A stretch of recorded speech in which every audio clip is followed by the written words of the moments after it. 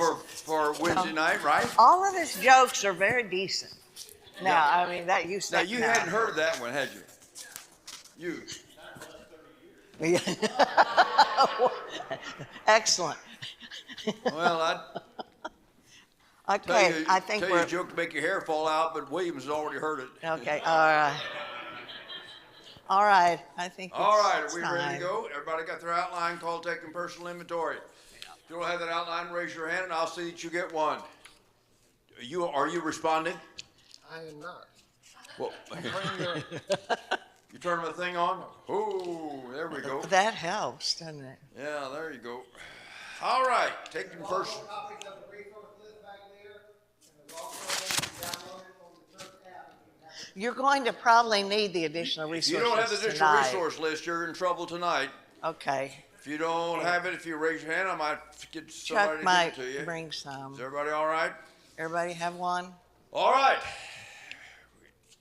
We are Wednesday night 5. We got 3 more to go, Jonesy. I know. Taking personal inventory. Nothing runs without maintenance. Your car, your body, your house, and your life is the same way. Couples need to take inventory. Companies take inventory. Why? They want to find out if they made a loss or a profit, and that's very important to them. And it's very important to you from time to time to take some personal inventory. In 2 Corinthians chapter 13, verse 5, Paul says, examine yourselves. In other words, you need to have a little checkup and see what's going on. I went to my chiropractor today. I go to him on a monthly basis for the purpose doing just a little checkup, a little maintenance work. And so the same is true with your life, and that's very, very important. So that's what we're going to be doing tonight. All right, before we actually really get started, we're going to do a little audience involvement. All right? Now, I want you to take about 15, 20 seconds and talk to the person nearest to you, if you can access them, and describe what it feels like to be wrong. Okay. That's the assignment for just a few moments. You've never been wrong? Oh dear. We're in trouble already. Yeah. All right. What does it feel like to be wrong?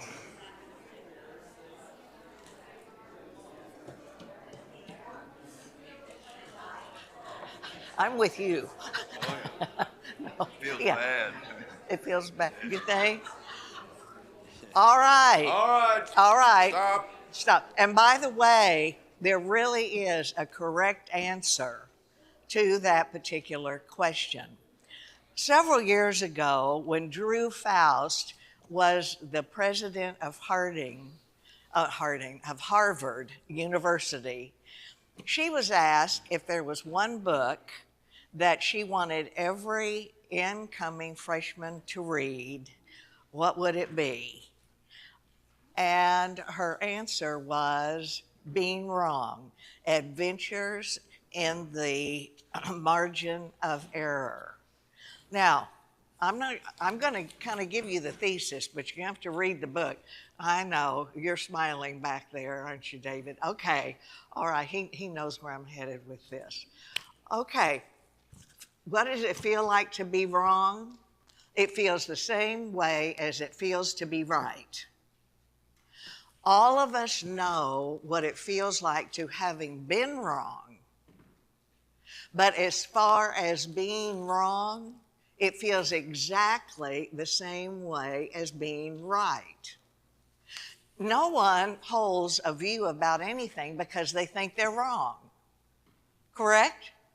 The minute you decide that you're wrong, you're right again.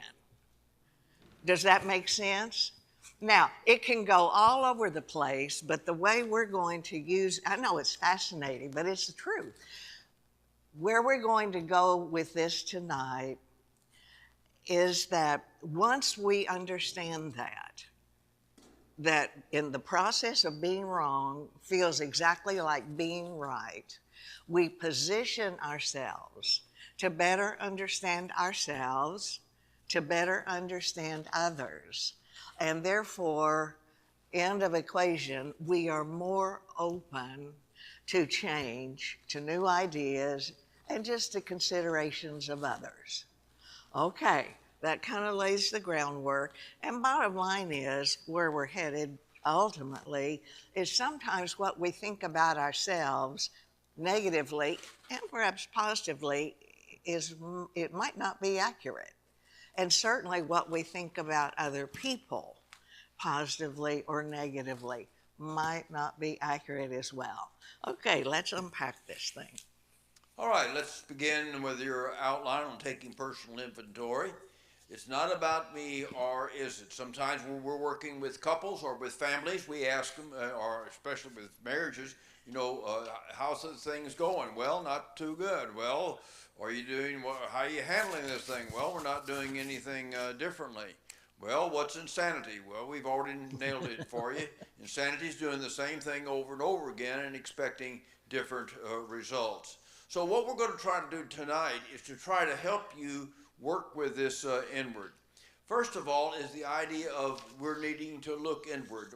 Now, sometimes this is not easy to do, to look at oneself and be honest with oneself.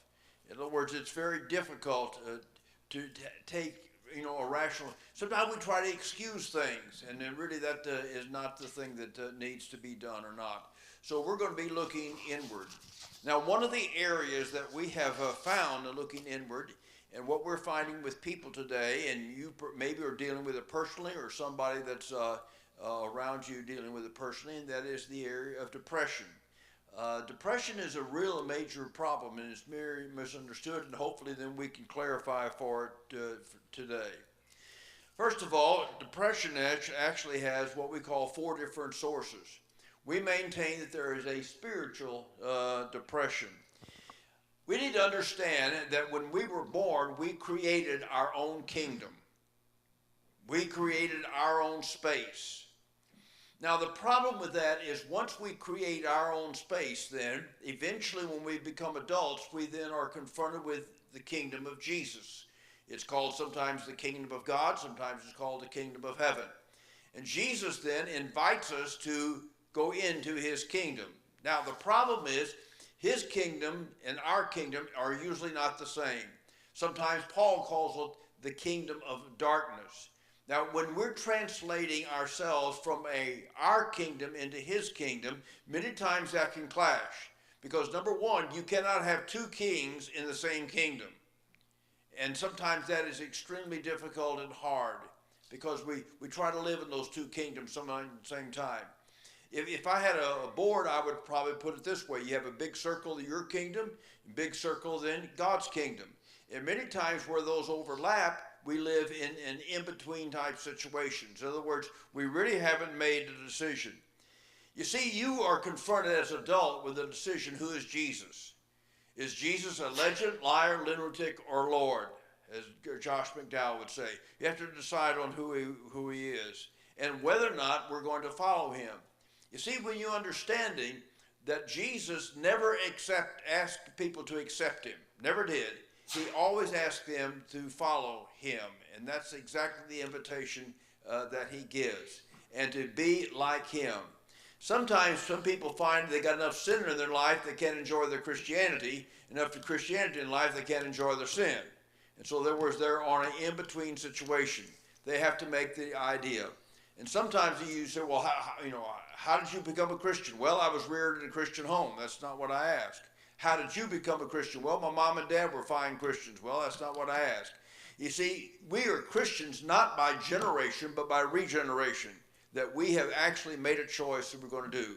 So there's such thing then as a spiritual depression. So when you're out of sync with God, then you're out of sync then with your life in many ways. Secondly, is what we call a situational depression. Situational depression, the key word here to understand is the idea of loss. Maybe early in life, it's a divorce that causes the depression. Maybe the loss of a job, maybe the loss of income, maybe the loss of your physical abilities. As you move then into midlife, maybe it's the empty nest that can cause depression. Maybe a job change. Maybe you have to move to another state or move to another house. Maybe later in life, depression many times can be caused by the loss of a spouse. A spouse suddenly passes away, or you have to move your house or go to another house, or you can no longer drive. So all kinds of things, but loss is the key word that understands the idea of situational depression. The third is what we call early environmental. This is, the young part of our lives, the shoulds and the oughts and the musts. And so maybe some things happen in the early part of our lives then that resurface later on in adult life. So these are at least three sources of what we call depression. Now, we're going to work heavily with that early environmental, that results from early environment in just a few moments. But before we do, we're going to talk a little bit about genetic depression.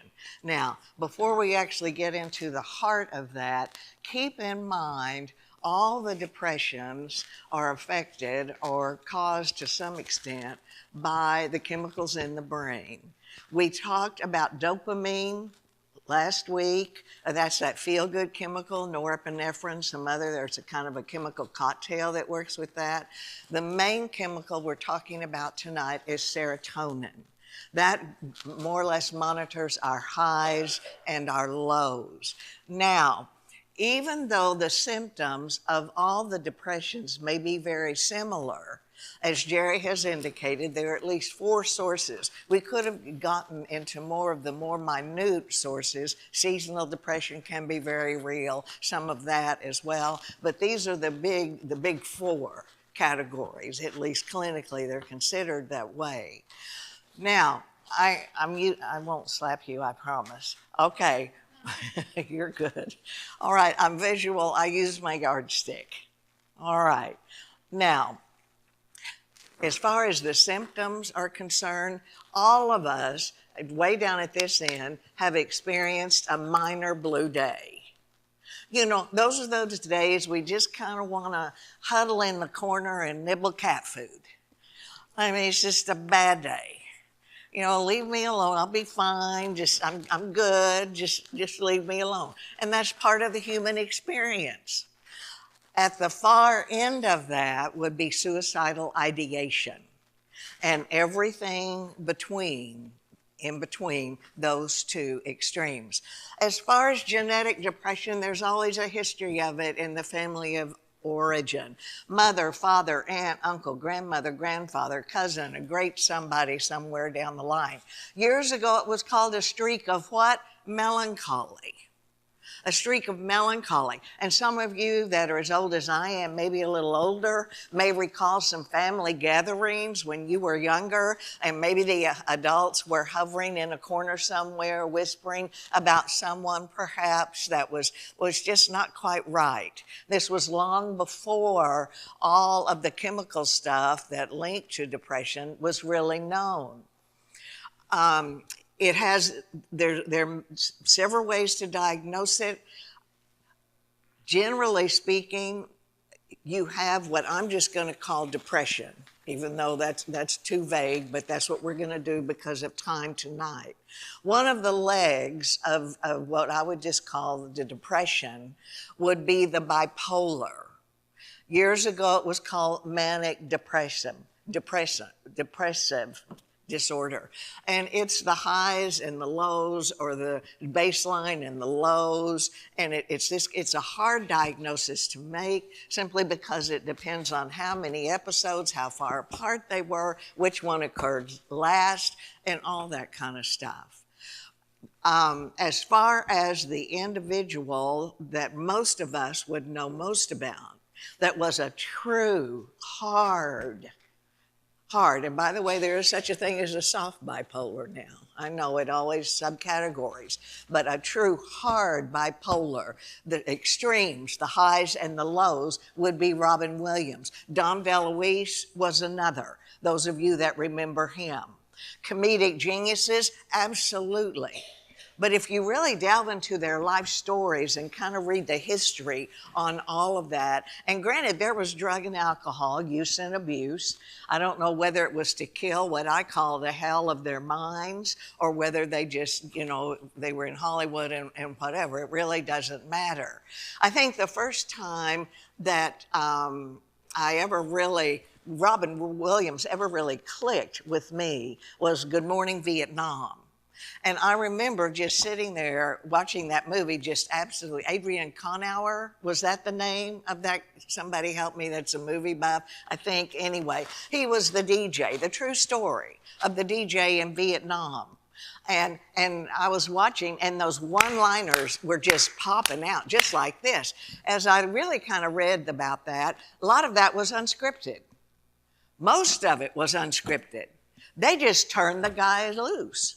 As far as early situational comedy, I think Mork and Mindy probably was a good example of that. He got that part simply because they pulled him in and said, if you were an alien and you decide, and we asked you to sit down, what would you do? And he sat on his head. I mean, that was the way he thought. His highs were really, really, really high, but the lows were really, really low. And toward the end of his life, he was diagnosed with early onset dementia. He was diagnosed with early onset Parkinson's disease. And evidently, because he could not stand the idea of actually growing older, and especially with those two diseases, he tragically took his own life. Another of the a leg off of a depression would be the genetic anxiety. Many times this is mistaken for ADHD, and sometimes the diagnoses really are mixed up, simply because it is hard to differentiate. ADHD has to do with the inability to stay focused, distractibility, that sort of thing. As far as the genetic anxiety is concerned, it is a feeling of incompleteness, a feeling of apprehension, a feeling of just can't get it done. And both of them are kind of in different parts of the brain. The ADHD, well, never mind, we're not going there. All right, never mind. Okay, it's kind of like a spinning mind. And if you look at what's going on with the genetic anxiety, and it has some characteristics of depression too. You have a thought that is there in between these nerve cells, this synapse thingy here. Thingy, is that a word? Thingy, sounds like a word to me. whatchamajig thingy or whatever. And what happens, you don't have enough chemicals to push the thought through, and so it gets stuck. And it goes da da da da da da da da da da da da da da da da da, that kind of thing. It just goes round and round and round, because if you have enough chemical, you push that particular impulse or thought or whatever through with that. Years ago, many of you probably remember people having nervous breakdowns. All that was severe anxiety attacks that people did not know how to treat. I remember when I was a little girl, I mean, like 5th grade, I babysat for the little girl next door who was being reared by an aunt and an uncle because her mother had to be institutionalized simply because of severe anxiety. And at that point, they didn't know how to do anything. Maybe some electric shocks, and you know, the horror stories that can go with that, at least in times past. But nevertheless, that's sometimes, if a person has genetic anxiety, they don't know they have it. Because if I can't trust my mind, what can I trust, right? And if my mind is always spinning, I look at you and I assume your mind is always spinning too, so let's just spin together. I think when I ever come across someone, I ask them, can you ever just sit still? Don't do something, just sit there. We all ought to probably do that more. Don't do anything, just sit there. And if they say, no, I can't, I'm always moving, always thinking, always, and it's not caffeine or medically induced, then there's a possibility. Again, this is not right or wrong, good or bad. This sentence is no one to heaven or hell. No one died and made me boss. We're just trying to help all of us understand ourselves better. That's the whole idea of this. If we're back to this, my continuum again, you have some people that are serotonin factories. These are pony in the pile people. Oh, I better explain that for you. When she mentioned about pony in the pile, she's talking about the story of two little boys walking up with a great big pile of manure. And one of them says, yuck, this is terrible. The other one says, oh, with all this manure, there's bound to be a pony here. Let's start digging. These people are high on life. Again, they're not better than anyone. They're not worse, but you can't get them down. Raining today, oh, that's good. You know, flowers are going to be wonderful. Market's in the tank. Oh, good, let's buy. We're going to make a lot of money. I mean, they're a lot of fun to be around, and they're not high on substance. All right, they're just high on life. I mean, and all of us have known people known people like that. Some of us may have put ourselves on guilt trips because we couldn't be that way. Well, we weren't meant to be that way. But that has nothing to do with joy. No, it has to do with genetics and the way they were. These are pre-wired at birth. Then all the way down to people that are really deficient. And by the way, most of us are somewhere on this continuum, genetically. All right? I mean, we're somewhere. I think the person that most of us would know more about than anyone else that was really deficient genetically would be Abraham Lincoln. A genius before his time, absolutely. Do wonderful things, that's not the point. That everyone acknowledges that. But you can look at his face in his teens and see the sadness in his eyes. He had a lot of tragedy in his life, but nothing to equate with the torture of his depression. And if you look at his family of origin, there was a heavy streak of melancholy, they called it then, in his family of origin. We're very close to Springfield, Illinois, and if you ever have a chance, spend a day or so in the Lincoln Memorial and Presidential Museum, and go, if you can get in, go to the archives, the letters, and look at the letters that Lincoln wrote to other people, and people wrote to him. And he will reference often this feeling of heaviness in his heart and breaking into tears at inopportune time. And certainly the people that wrote to him reference this as well. And so genetically, again, he had some hard things, but oh my, genetically, he was just barely there. Now, keep in mind, we're all on this continuum. Now, let's build on this. Stress, fatigue, and time pressure affect how we process information, correct? I think the question that I don't know the answer to, and I can't find any scientific journal, at least to my knowledge, if some of you have a better information, please let me know, whether or not this genetic stuff comes from the fact that we are wired with different amounts of serotonin at birth, or do we just not have it where we need it in that synapse between the brain cells? In other words, are we deficient, and that's not a negative thing, from birth, or are we deficient because we have plenty of it, but we just don't have it where we need it? Do you see the difference there? I can't find any article that says where that is, because you don't dissect a living human brain, right? I mean, you have self-report from people. They can highlight some chemicals, but not all of them, enough to define any of that stuff. And so people just don't know. It just is what it is. It just is what it is. Stress, fatigue, and time pressure affect how we process information, right? Because the more information we have coming in, correct, then the harder it is to process it, because there's a lot of distraction. Now then, let's take a person that is not deficient, but they're marginal down here, okay? Marginally deficient. Let's put this person on a farm, in the early 1800s, all right? Late 1700s if you want, early 1800s. And they're marginal. Would they be symptomatic? Yes. But early to bed, early to rise, correct? Not a lot of outside stimulation.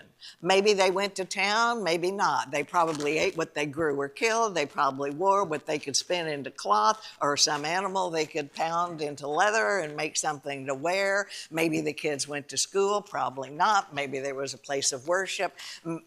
It's hard to say.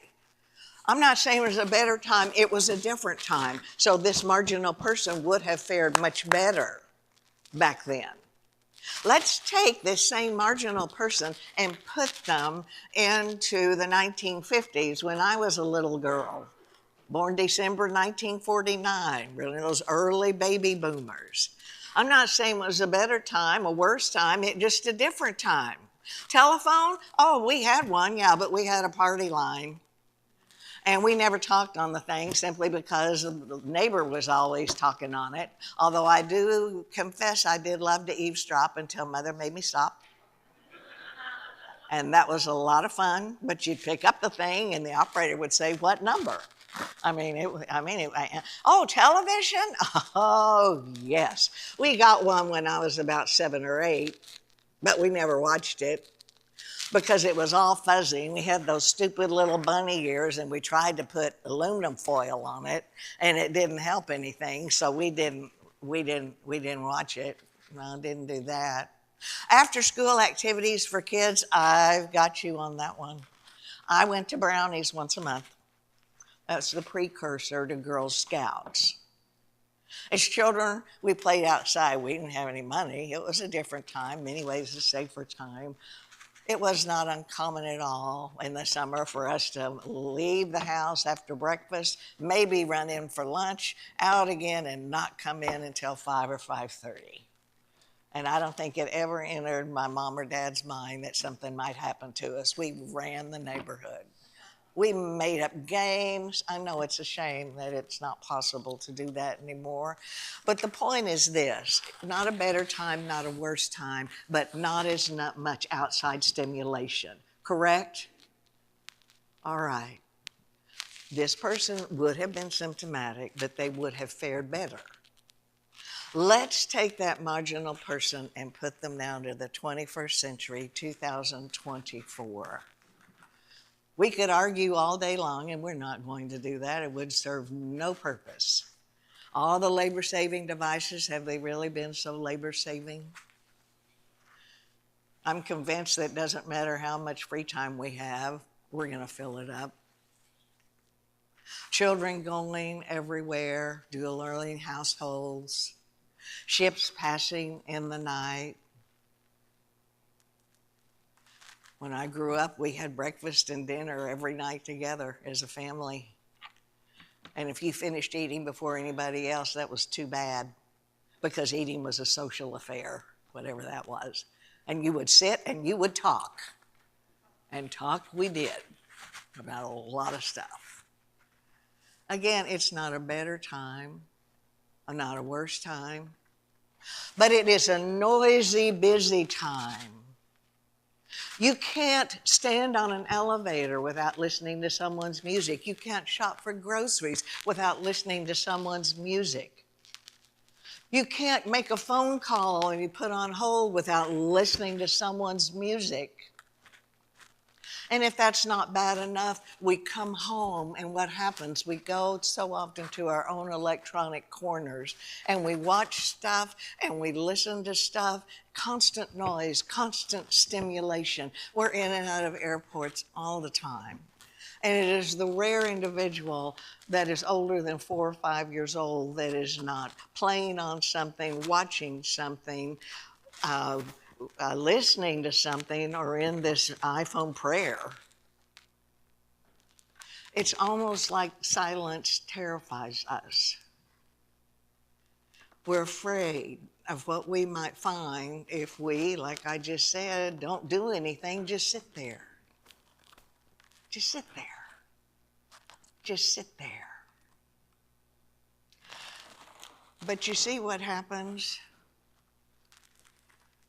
So often in our work, we will run into a serotonin factory married to a marginal, and because of the rhythm of life, dumped down here to deficient. And as we sit in a session with them or visit with them, we hear the words, we hear the disdain in their voices, and we see in their eyes, and this serotonin factory is operating with the mindset that all of us have the tendency to do, that this is the way I process information, so you need to process information this way also. And with disgust and with disdain and sometimes resentment, they look at this deficient person who's just barely hanging on, and they'll say, if you had enough faith, you could do better. If you prayed enough, you could do better. And I want so badly to look at this person that's being so righteously arrogant. I don't. But I fight it, and I want to say, you know what? If you had enough faith, you could grow 6 inches taller. Get with it. If you prayed and really prayed and had enough faith that your prayer would come true, you could grow 6 inches taller. What's wrong with your prayer life?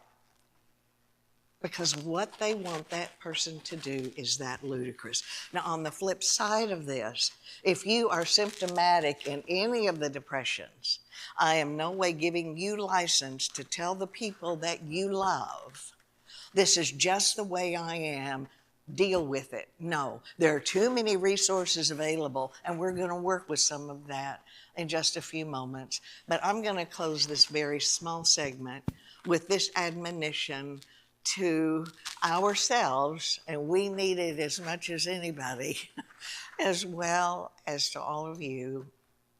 I would implore every one of us, be kind to the people that you meet. I don't care where they are. I don't care what they're doing. Be kind, because every person that crosses your path is fighting their own personal battle. You probably don't know what it is. You usually won't. But trust me, they're fighting. As we look inward, we're looking at here at depression. As Lynn said, we're going to come back to that in just a moment. But there's another aspect of this thing, is what we call simply self-talk. This is manifests itself in at least 2 different ways. First of all, self-talk, I must be perfect in everything that I attempt.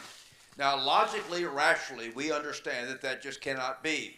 But maybe the early environment that a person had, that's the idea that they were taught. They had to be perfect, and then they had to have perfect grades, perfect life, perfect everything.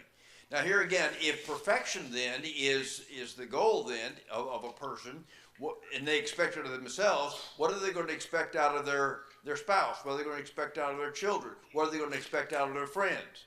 So in words, here again, even though it's not possible, rationally you understand that, it's still that self-talk. Secondly, regardless of what I do, it won't be good enough. In other words, a person tries hard, and seemingly they never measure up. They just always come up basically short. So we have 2 ideas that we have to deal with when we talk about inward situation, inward laws. And that is the idea of depression and self-talk. Now let's get then now to solutions. We're going to talk about the problem, let's do the solutions. Number 1, we need to acknowledge the mindset. What mindset do you have? Is it a depressive mindset that we have talked about? Maybe one of those areas of depression, because it's not a single thing. Is it the perfection? Is it the idea of not good enough? What mindset do you have? And unless you're honest with yourself, you're not going to be able to work with anything. Secondly, accept responsibility. Well, you might say, well, my family, my friends. Well, no, I'm sure they've had a good, an important influence on you, but you have to accept the responsibility for where you are. When you deal with addictions, the first step in any 12-step program is you accept the responsibility for yourself. Thirdly, then, seek Christian resources. And this is what Lynn will do with you, and we'll talk about the additional resource list in just a minute that will be able to help you then make it. In other words, you don't have to live this way. There's just a lot of help out there. And finally, the goal is to see yourself through God's eyes. God is more interested in your direction than he is your perfection. Perfection, then, you look at the great people in the Bible. Abraham, great guy. What direction? I mean, he goes off to this country, doesn't know where he's going. He lies about his wife twice. The direction was right. Noah, great man, builds a boat on dry land for something never happened before, gets off the boat and gets drunk. So in other words, these men were not perfect. These people were not perfect, but their direction was right. So what you need to look then is what is your direction? Where are you?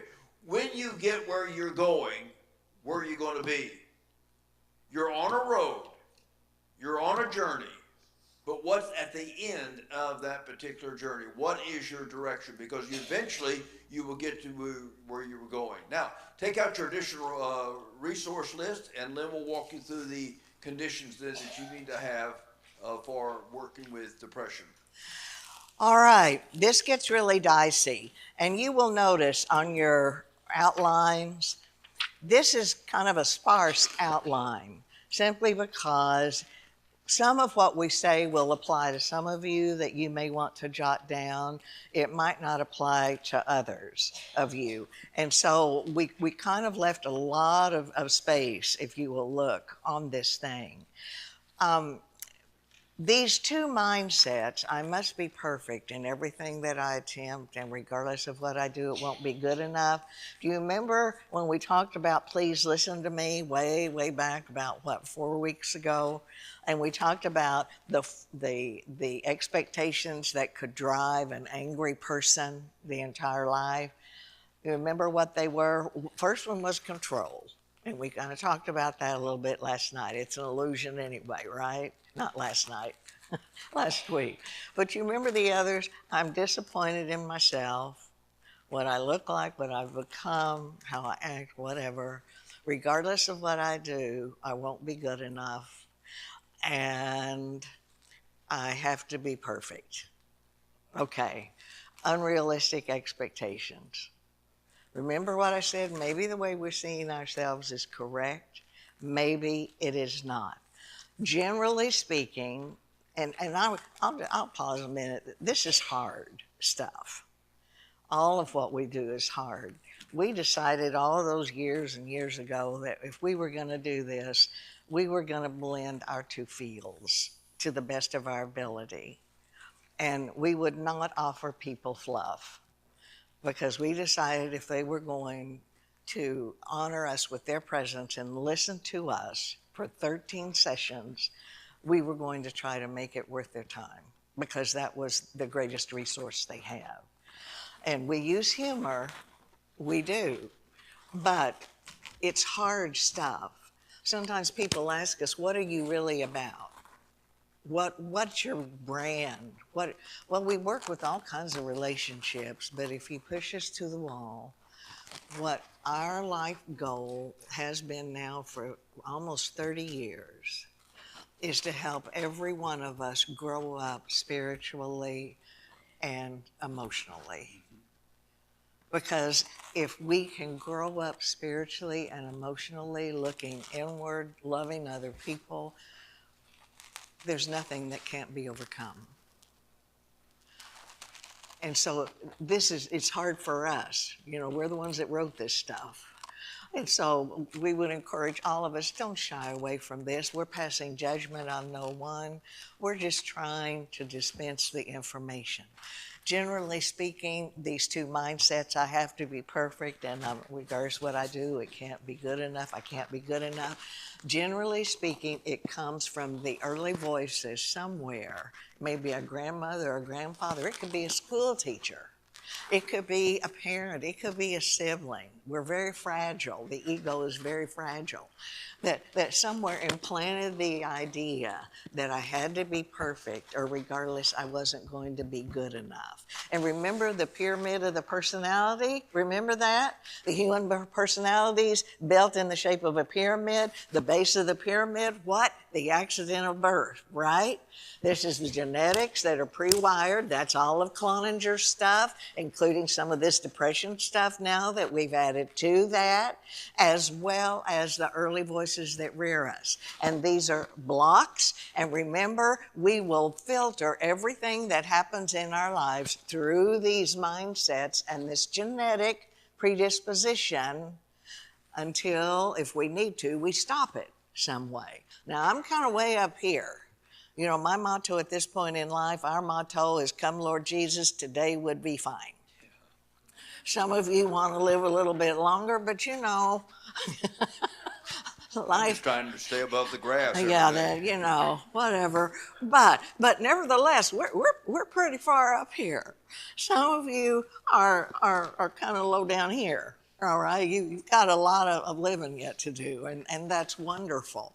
But generally, and so you've got some time here. The older we are, the harder it is. But generally speaking, these two mindsets come from the voices from the past that maybe a long time ago, parents were afraid to compliment children because they didn't want to make them conceited. You know, and I understand that. It's just that my experience is the world is going to beat your kid down. You know, you champion your child, not to the point of enabling bad behavior, but oh my goodness, you know, they need the affirming. We'll talk about more of that in Parenting 101, but whatever. Anyway, and so you usually from the mindset, I mean, the early childhood, plus the genetics perhaps of the need for reward dependency. Remember that with Cloninger? Yeah? All right. And if someone has a spinning mind, then they will internalize more the negatives. Do you see how that can be very complicated? All right. We're all playing this game called life, but we're playing it with different cards. I don't know how else to put it. It's true. All right. Now, what I'm going to walk you through right now is exactly what would happen to you if you were in cognitive behavioral therapy. And that's just a type of therapy, and it could cost you anywhere from $50 to $150 an hour. And all this is going to cost you is a few books and a good heart. And maybe about a year of your time. Because you don't. It'd be nice if we could look at this pyramid and say, well, this block isn't good, I'm going to take it out. This is a bad block. Oh, this is not optimal, I'm taking that one out. You can't do that. Because if you take out the base block of any structure, what's going to happen to the structure? It implodes, correct? And so what is going to happen now that I'm going to walk you through and what you would go through in therapy, you go in and you change the shape, the size, the color of the block. You change your self-talk. And it is hard simply because you have to learn to check your own thinking. And sometimes it's called that stinking thinking. Literally, that's what the AA calls it and all kinds of other 12-step programs, because it is. You have to fight with your mind. Now, if you work the program that I'm going to outline right now, and it's turned hundreds of lives around through the decades, not because of me, but because of good resources that I did not write, and he didn't either, all right? If you work this plan and you see no difference in your thinking, as far as I'm not good enough, have to be perfect, you keep coming back to it, there is a high probability that physical leg is short. We haven't worked with the leg yet. We will in other sessions. We're kind of out of order here. Every one of us has 3 legs, right? We're a 3-legged stool. We have a spiritual leg. We have a mental leg. We have a physical leg. And the emotional leg is going to thread it all. More about that in another session. If you work this and you see no difference in about 3, 4, 5 months, there's a high probability that physical leg is short. In other words, you may have genetic anxiety, you may have some depression, because you can't argue with yourself spiritually and mentally if the physical leg isn't down. You understand? And so I would advise you to seek medical help. You may want an antidepressant. You say, well, I couldn't do that because my mother would be so embarrassed. This is not your mother's business. This is your business. It's nobody else's business but we're talking about quality of life. We're not talking about whether or not you go to heaven. We're just talking about quality of life for you and the people that you say you love. I mean, it's the servant heart. That's all it is. Okay, here we go. Turning your additional resource list to page 6 and page 7. I think it's, when you have it, kind of look up so I'll know we've got it. That first book at the bottom of page 6 under Depression, New Light on Depression, Help, Hope, and Answers for the Depressed and Those That Love Them. This book is worth its weight in gold simply because it is written by an MD and a doctor of ministry.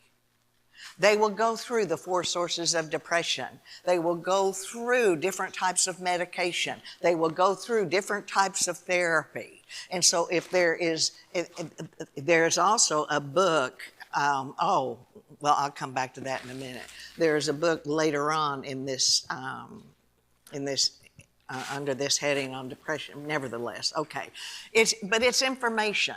It doesn't solve anything. It's information. Now the hard work starts. Look at the next title, The Freedom from Depression Workbook by Carter and Minareth. Again, evangelical psychiatrist. That's the MD that works with the brain. Their particular workbook is a series of steps.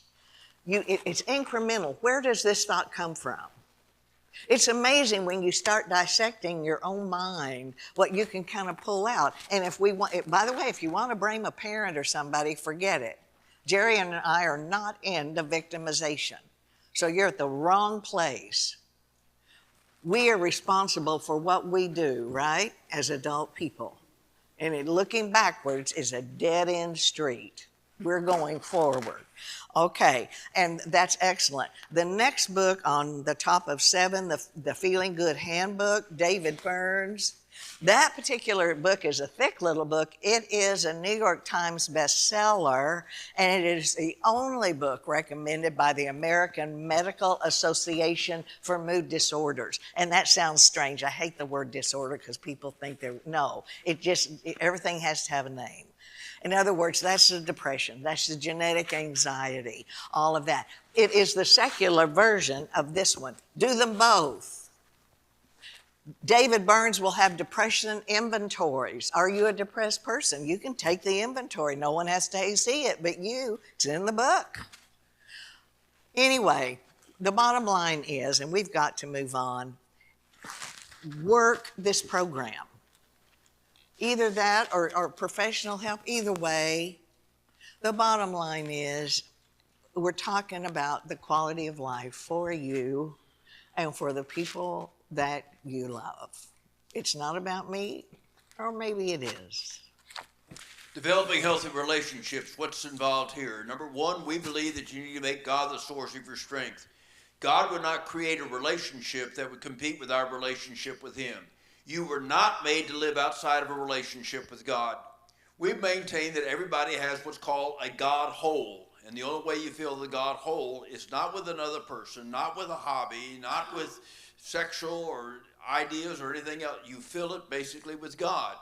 You can take a bird out of the air and plunge him beneath the water and he'll die. Take a fish out of the water and throw him up in the sand and he will die. And so what we find is a lot of people then are trying to fill their lives, fill that God hole, and don't realize they go from one relationship to another. The next relationship, that's going to be good, and I'll be fine. The next job is going to be fine. The next place I move will be fine. And they fail to realize that God basically is the source of their strength and a basic good relationship. There's so much to be said about that in Scripture. The Old Testament is not a revelation of man, it's a revelation of God. It's not about Abraham, Isaac, and Jacob and Joseph. It's about Abraham, Isaac, and Jacob and Joseph's God. I know the ladies are studying their Bible class on Tuesday on Daniel, which is a great book to study. And there's just so many things that Daniel has to say in his book, which is very helpful to us in understanding that the source of his strength basically was God. Shadrach, Meshach, and Abednego, they're going to be thrown in basically to the fiery furnace. And they say, "O Nebuchadnezzar, we do not need to defend ourselves before you in this matter. If we are thrown into the blazing fire, the God we serve is able to save us from it, and if he will rescue us by your hand. But even if he does not, we want you to know, O king, we will not serve your gods or worship the image of gold that you've set up." The thing that really sustained those people in old times was basically the relationship with God. In Acts chapter 27, as you come to the end of that book, if you've ever studied that book, sometimes you get to Acts 27 and 28 and you say, well, that's Paul's trip to Rome and, goodbye. And sometimes we miss then, I believe, one of the great stories that you find. And that is Paul and the idea of being shipwrecked. Verse 23, Acts chapter 27. Last night an angel of God, whose I am and whom I serve, stood beside me and said, do not be afraid, Paul, for you must stand before Caesar, and God has graciously given you all the lives of those who sail with you. So keep up your courage, men, for I have faith in God. It will happen just as he told me. The thing that sustained Paul in this very difficult time was basically his relationship with God and what he was having to do. So the number one thing that I would urge you to do is make sure you develop God as your source then of your strength. Secondly, developing healthy relationships, we need to be open to constructive criticism, constructive communication. In other words, sometimes it's not easy to hear good constructive communication because sometimes we're set in our ways. But we're going to have to be open enough that, this person has my best interest at heart, and then also be open then to conflict resolution. Lynn does a great job with me, especially in this area. I know she has my good at heart, and she wants what's good. And so I'm open then to what do I need to know? You need to have those friends. You need to have those people that will tell you many times what you need to hear, maybe not what you want to hear, because sometimes that's not basically one and the same. So to develop healthy relationships, you have to be open then, constructive communication and conflict resolution. We talked about conflict resolution in an earlier presentation when we talked about the double V. We did go back, maybe you can study those notes that we have. The idea of being able to communicate with one another back and forth and to understand what people are saying. Because sometimes we really don't know what they're saying, and therefore we begin dealing with things that's really not what the problem is. Next, important in developing healthy relationships is we would encourage you to be a prayer warrior every day. I cannot answer all the questions you would have about prayer. I know a lot of things what the scriptures say. Paul had a thorn in his side, 2 Corinthians chapter 12 and verse 8. He pleaded with the Lord 3 times to remove it. And the only answer he had from God is, my grace is sufficient. Why God doesn't answer every prayer, I don't know. I'm not smart enough to figure that out. Paul in Philippians chapter 4 talks about being important in prayer as a result of the peace of God that will keep your hearts and minds. I found a statement the other day that I thought was pretty good. It says, prayer will make a man cease from sin, or it will entice a man to cease from prayer. Prayer then is extremely important. And to pray for healing is important. Healing we can actually contribute to 2 things or 3 things. One is the body. Do you realize our bodies are made to heal ourselves sometimes? Then there's a medical healing. Sometimes we have to have medical help for healing. As a heart patient, I'm an AFib, if you know what that is, all the time. The thing that keeps me going is right here. It's called a pacemaker. And if you want never seen a pacemaker, you can come up here and I'll let you touch mine. So in other words, we do need some medical help. Lynn needs some medical help. We got a couple of wires in her back and runs on batteries. So she's the energized bunny every day. And That's probably way too much information. yeah, but they need to know that there's such thing as medical help, okay? my battery is good for 10 years. Last time I visited, I said, how is my battery doing? He said, you got 4 more years. I said, okay, good. What happens after that? He said, you die. I said, no, let's don't do that. He says, no, we'll take you and we'll change your battery. I said, well, that's good. And then there's supernatural. You might have to rethink this, but I believe that God can still do miracles today, folks.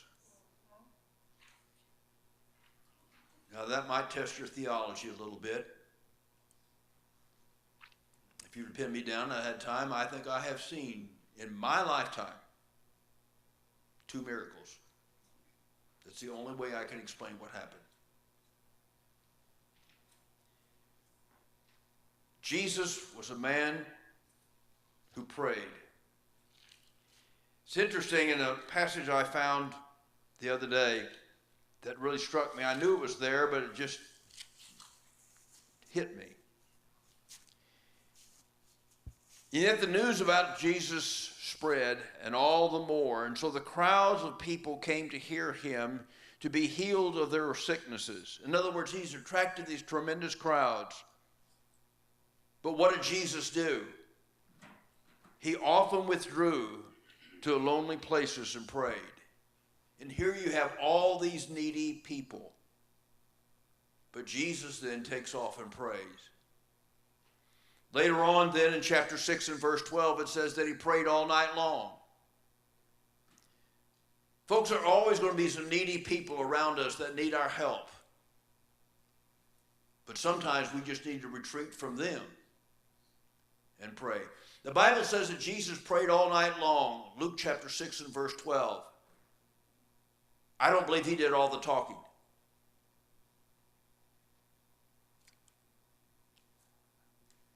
I have tried to develop, especially in this year, of sitting in solitude, saying, God, I'm here. Speak to me. Has God audibly said something to me? No. But if any man lacks for wisdom, let him ask of God. Now, okay, how does God answer that? I don't know. But I trust that he does answer that. What do we pray for? What kind of requests do you make? I believe, unfortunately, most of the requests that we make are either dealing with health or wealth. You be your judge. I'm not questioning the sincerity of any individual, any place at all. It's not my job, but I do question our understanding of prayer, of really what it should be about. If all we pray for is health and wealth, how do you harmonize that with all the prayer teachings in the New Testament? Joel Osteen preaches in Houston, Texas. He has a staff of over 300 people, and thousands of people hear him. And you go on his website and he says, God promises you health and wealth. If all we are preaching or all we are praying for is health and wealth, what kind of gospel are we believing in? The gospel of Jesus Christ, folks, is an upside down kingdom. You pray for your enemies. You forgive 70 times 7. So here again, prayer is extremely important. Next, in developing healthy relationships, is heal the hurt. Unfortunately, there's going to be hurt in life. There's no way around it. We talked a little bit about this before, but we'll hit it again, that we need to forgive. Are we going to be a victim or are we going to be a victor? If you then live a life of resentment the rest of your life, it's not healthy at all. Resentment is nothing more than taking poison and waiting for somebody else to die. Forgiveness is not easy. We talked about it before. You don't look at the event, but you look through the event to the God on the other side who promised basically good out of bad. Next, you assume responsibility. In life, you assume responsibility for yourself. You don't blame game. You don't blame your spouse. You don't blame your children. You don't blame society. You don't blame your education. You don't blame your job. You don't blame your environment. You accept the responsibility. Can all those factors have an influence on your life? Absolutely. But assuming personal responsibility is extremely important. Build positive experiences. There's a lot of negative things going on, but you need to see things life in a very positive way. I saw an interesting thing on TV the other day. A little boy had his bat and his ball, and he was out there on the ball field by himself. And he says, "I am a great batter." And he threw the ball up and struck and missed it. Strike one. Then he said, "I am a great batter." Threw the ball up, strike two. Then he said, "I am a great batter." He threw the ball up, strike three. He looked around and he said, "But I'm a better pitcher."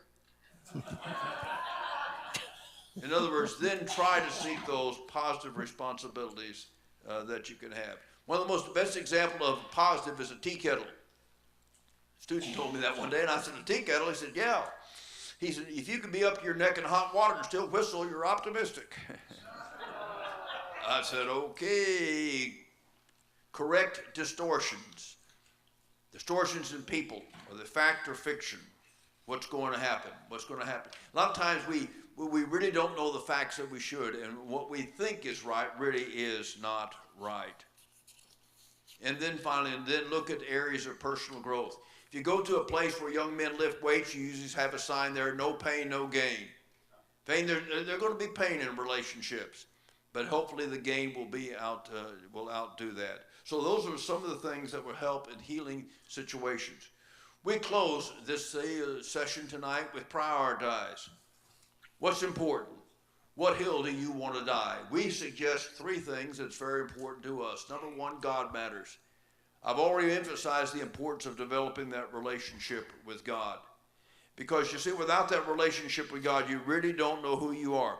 You have the theme throughout the Bible, "Be ye holy as I am holy." In other words, basically what his idea, because we're made in the image of God, we are to return basically to that approach to life. So God then matters to us. Secondly, and just as important, doing what he says matters. Doing what he says matters. There's a passage in 1 John chapter 2, which I think is a very plain, challenging passage. 1 John chapter 2, verse 3, it says, "We know that we have come to know him if we obey his commands. The man who says, 'I know him,' but does not do what he commands is a liar." He says, "That's pretty strong." That's right, it's pretty strong. I didn't write that letter. I didn't write the letters in this book. I'm just a mail carrier. But I think we have to look at this. If we say, "I know him," and do not do his commands, John said, not me, you're a liar. You see, there's a difference, folks, in liking Jesus and being like Jesus.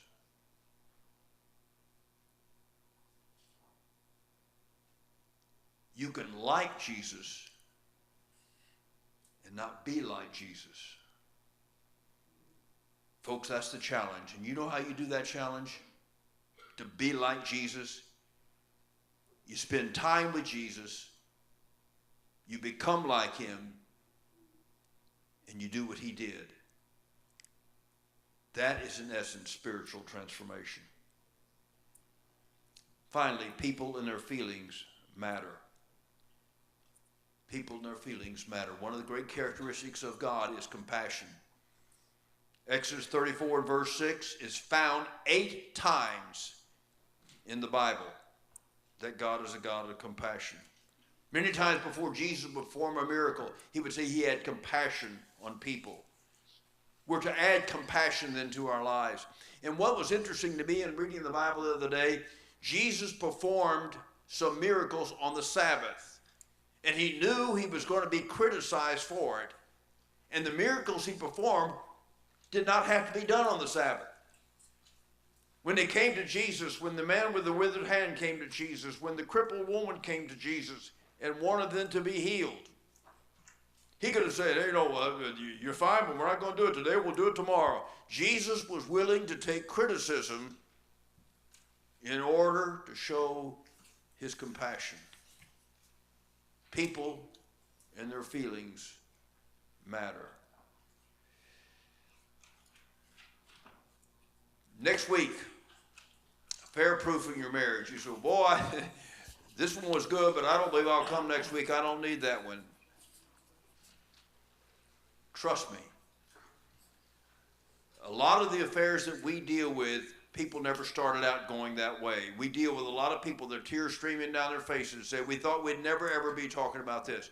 We're going to give you a 6-step model on how good people make bad choices. See, if a person's going to have an affair, they're going to have it. Forget it. They're going to do it. We're going to actually save marriages next week in this room. Trust me, it's happened every time. We've done it all over the world. And we hope then that you want to be with us. If you're visiting with us tonight, thank you very much. Thank you. If you brought kids, you got to take them home with you. We do not keep them overnight. Good night and God bless. You've been delightful. Thank you, and be safe.